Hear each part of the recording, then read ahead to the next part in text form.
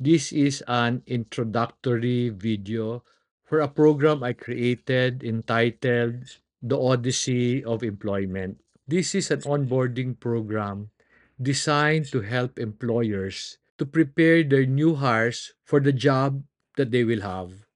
But this is also for employees to understand how they can maximize their experience with the company. Alam mo, today, many people do not like the idea of employment.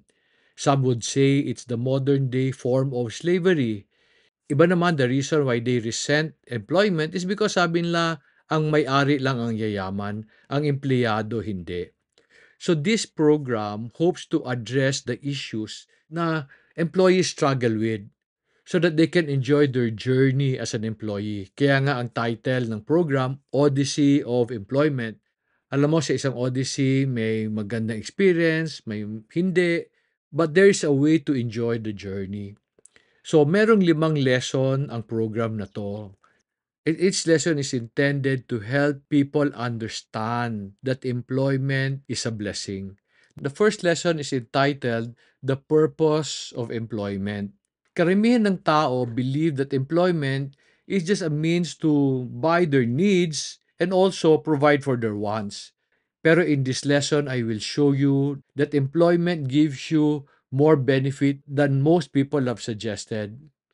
I will show you that employment allows you to make money even if you don't have money. And also it allows you to make more money from the money you have already.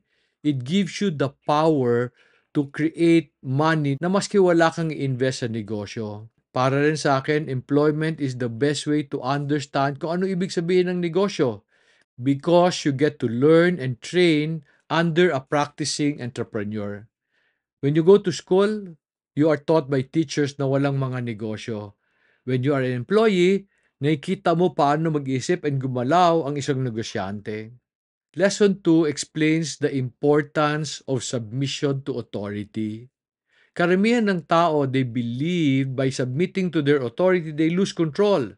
In this lesson, I will show you submitting to your authority gains you a lot of favor.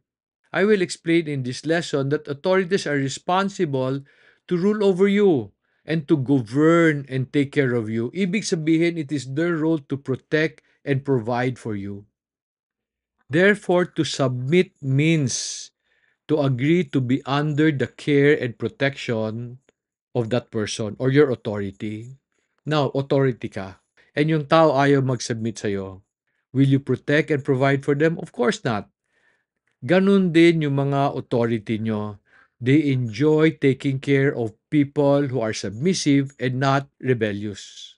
Kasi not to submit means to reject the protection and the provision of those over you. Ang isang malaking struggle ng mga empleyado is the issue about money. Maraming tao feeling nila na kulang parati ang sweldo nila. And that's the reason why they could not give the best kasi daw kulang ang sweldo. And in this lesson, papakita ko sa iyo na walang kulang na sweldo kasi pinag-usapan yan. However, I will agree na kulang ang income kasi oftentimes malaki ang expenses.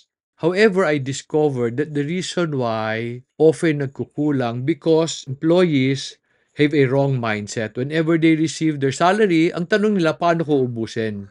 If you want to maximize your salary, we need to change mindset from paano ko ubusin to paano ko paparamihin. And in this lesson, I will show you many ways to do that. The other struggle of employees today is how to respond to the people around them. More and more, I hear people complain about the toxicity of their peers, of their customers, and of their bosses. And this is brought about by the many conflicts that they encounter. Gusto ko explain sa inyo that conflicts are natural. They will always happen because you work with people with different preferences, different values, different backgrounds. So, parating may conflict. However, conflicts are neutral. Ibig sabihin, they are not necessarily bad. And the people around you are not necessarily toxic. If we just all learn to respect the function and the agenda of other people, conflict will make us stronger. Ano ang function and agenda? Explain ko to doon sa lesson itself. I will also explain to you that conflicts exposes your weaknesses and then give you a chance to be a better person. The last lesson will be about the key to being successful, whether an employee or an entrepreneur. In my study of the Bible, I discovered that God has planted a garden for each of us. Kaso that garden can take different forms. It could be a business, it could be at your employment, pero they were all given to give us a chance to create abundance. But in order to create abundance, we must develop a mindset like that of a farmer. A farmer will make his garden better than how he found it. And this attitude is something he nurtures every day. If you really want to become fruitful in the job that you have, you need to remember this. You will never be able to bear fruit unless you take root. You stay put. Well, sabi ko kanina that this is an onboarding program for new employees. Hindi siya limited sa new employees. Kasi this can also be used for tenured employees to really be on board to help the company achieve its vision, its mission, and all its aspiration. So if you decide to go through the odyssey of employment, sana mag-enjoy ka. Sana matuto ka how to use your employment to build a fruitful future.